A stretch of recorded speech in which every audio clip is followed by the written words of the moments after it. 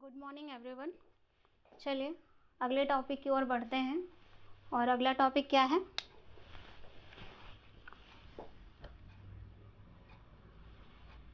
अगला टॉपिक है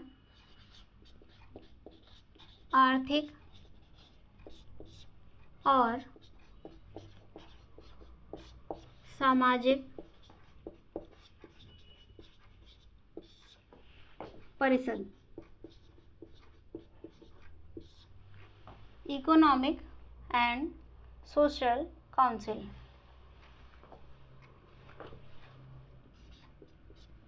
economic and social council, जिसे शॉर्टकट में क्या कहते हैं, संक्षिप्त रूप क्या है? Eco soc. ठीक है, इको ये इसका संक्षिप्त रूप है, इको शॉक। क्या है इको शॉक? इको शॉक या आर्थिक और सामाजिक परिषद संयुक्त राष्ट्र संघ के 6 प्रमुख अंगों में से एक है। आर्थिक और सामाजिक परिषद संयुक्त राष्ट्र संघ के 6 प्रमुख अंगों में से एक है। ठीक है, लिख लेते हैं। संयुक्त राष्ट्र संघ के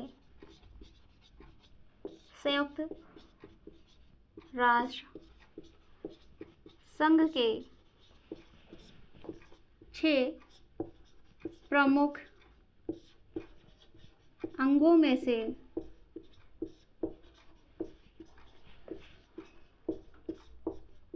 क्या है? एक। ठीक है, एक है। 6 प्रमुख अंगों में से एक है। आर्थिक और सामाजिक परिषद की स्थापना कब हुई थी? आर्थिक और सामाजिक परिषद की स्थापना कब हुई थी? वर्ष 1945 में। ठीक है, इसका हेडक्वार्टर कहाँ पर है? हेडक्वार्टर, मुख्यालय किसका? आर्थिक और सामाजिक परिषद का मुख्यालय कहाँ है? न्यूयॉर्क में। और न्यूयॉर्क कहाँ है? अमेरिका में है।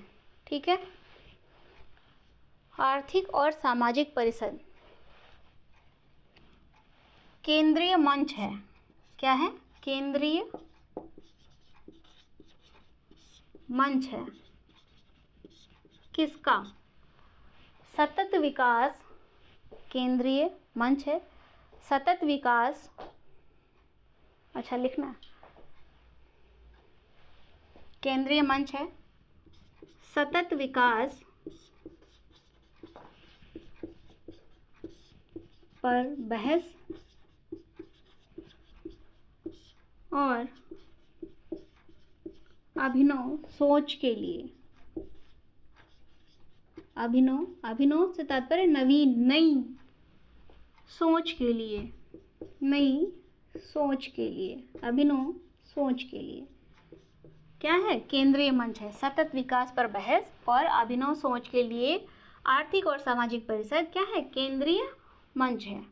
अच्छा, यहाँ पर एक शब्द आया है, सतत विकास। जब कहीं भी, यहाँ पर मैं आपको संक्षिप्त में समझा देती हूँ, जब कहीं भी सतत विकास की बात आएगी तो सतत विकास को जब आप जानेंगे तो उसके मूल में, सतत विकास के मूल में 3 बिंदु बहुत ही महत्वपूर्ण है, 3 पहलू बहुत ही महत्वपूर्ण हैं। कौन से? आर्थिक, सामाजिक और पर्यावरणीय।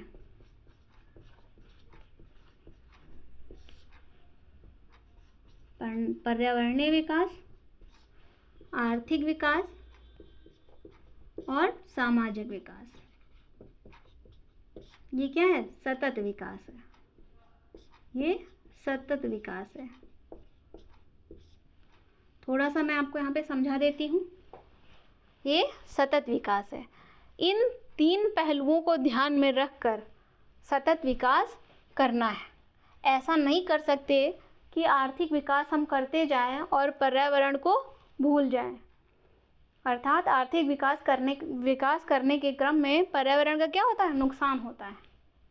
आर्थिक विकास करने के क्रम में जब आर्थिक विकास करता है कोई देश तो पर्यावरण का उसमें नुकसान होता है। तो हम ऐसा नहीं कर सकते कि आर्थिक विकास करते चले जाए और पर्यावरण का क्या हो?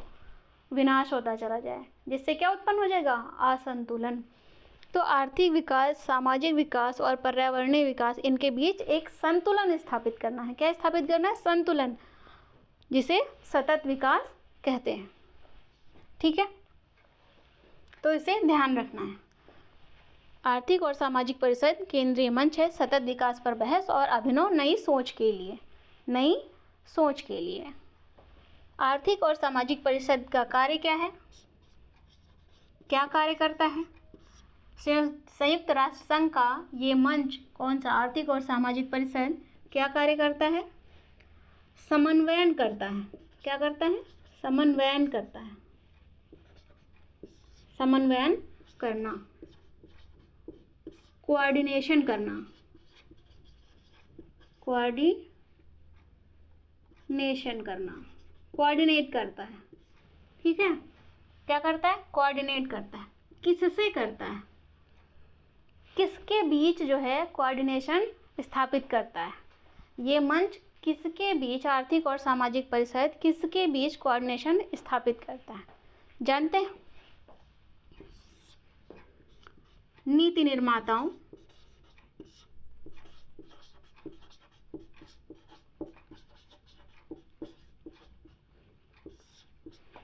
सांसदों, शिक्षाविदों, युवाओं,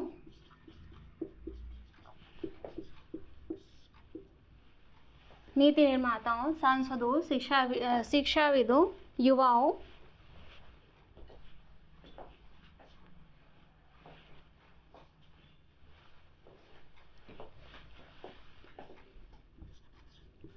फाउंडेशनों,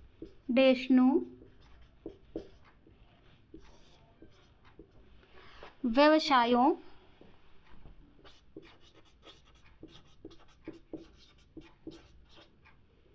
और पंजीकृत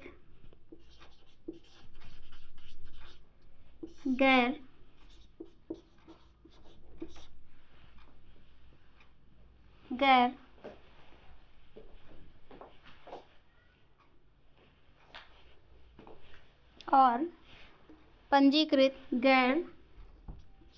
सरकारी संगठनों के बीच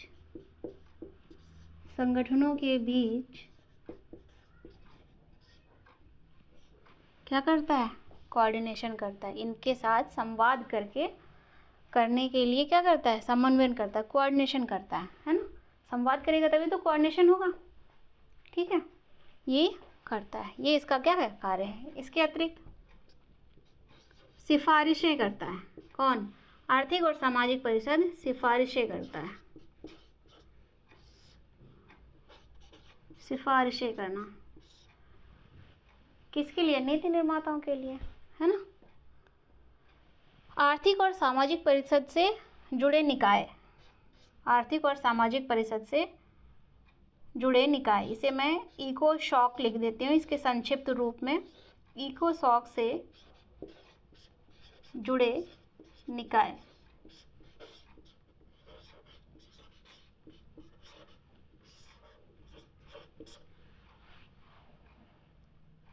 कौन कौन से निकाय जुड़े हुए हैं? इससे जुड़े हुए निकाय कुछ विशेषीकृत एजेंसियां हैं, ठीक है, कुछ आयोग हैं और कुछ क्षेत्रीय आयोग हैं। कुछ विशेषीकृत एजेंसियां हैं, लिख लीजिए आप लोग। कुछ विशेषीकृत एजेंसियां हैं, कुछ कार्यात्मक आयोग हैं और कुछ क्षेत्रीय आयोग हैं। ठीक है, कुछ विशेषीकृत एजेंसियों के अंतर्गत मैं आपको कुछ नाम बता देती हूँ। विशेषीकृत एजेंसियाँ,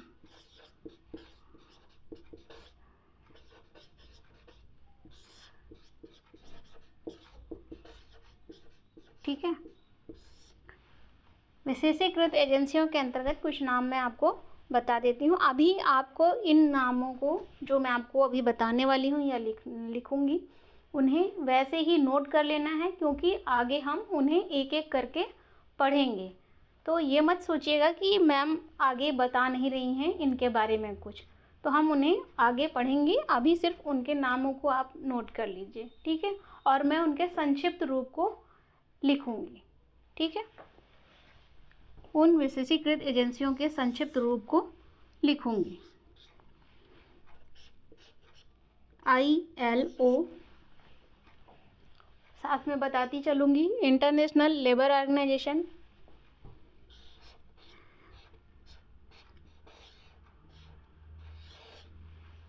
FAO, लिख लीजिए आप लोग, इन्हें हम आगे ही पढ़ेंगे, ठीक है। वर्ल्ड बैंक, IMF,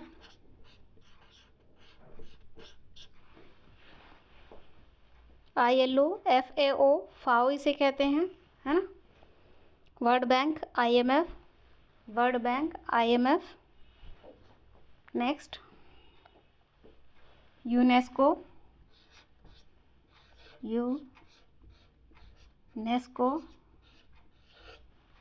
नेक्स्ट क्या है, UNESCO.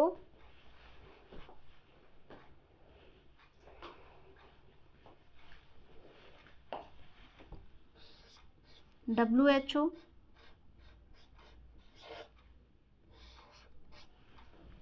WTO,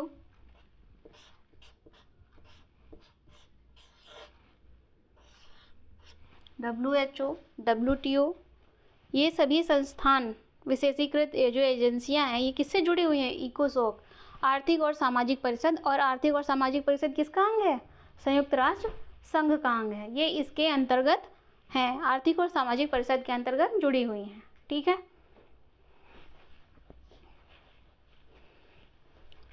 IMO,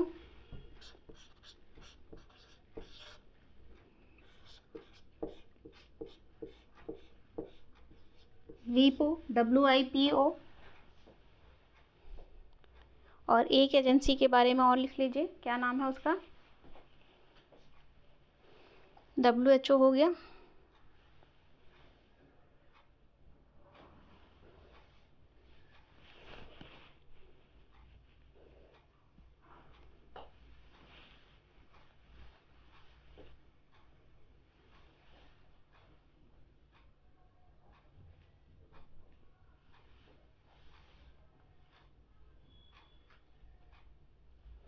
okay, ILO, FAO, FAO, world bank, IMF, UNESCO, WHO, WTO, IMO, WIPO और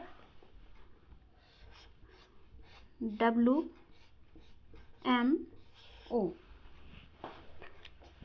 इसके अतिरिक्त हमने बताया ना आपको, आर्थिक और सामाजिक परिषद से विशेषीकृत एजेंसियों के अंतर्गत इतनी ही नहीं हैं, और भी हैं। मैंने कुछ के नाम आपको यहाँ पर बताए हैं, जिन कुछ के नामों का जो संक्षिप्त रूप है वो यहाँ पर दिया है। इनके बारे में हम आगे एक एक करके पढ़ेंगे, तो घबराना नहीं है, एक एक करके हम पढ़ते जाएंगे। विशेषीकृत एजेंसियों के साथ और क्या था, कार्यात्मक आयोग थे और क्षेत्रीय आयोग भी आर्थिक और सामाजिक परिषद से जुड़े हुए हैं, ठीक है।